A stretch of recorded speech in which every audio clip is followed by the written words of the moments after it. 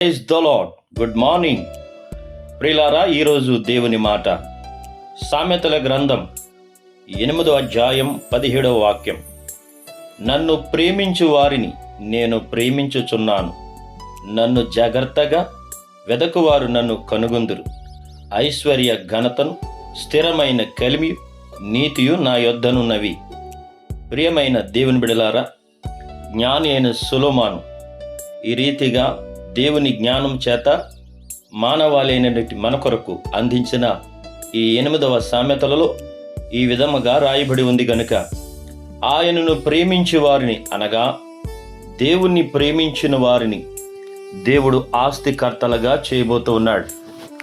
ఆయన యొద్ద ఐశ్వర్యం ఉన్నది, ఆయన యొద్ద ఘనత ఉన్నది గనుక స్థిరమైనటువంటి ఆశీర్వాదము, స్థిరమైనటువంటి నీతి, సమాధానము నీకు కావాలంటే యేసుక్రీస్తు ప్రభుని ప్రేమించు, ఆయనను జాగ్రత్తగా వెదుకు, ఆయన కృపలో పాలి భాగస్థులవ్వండి.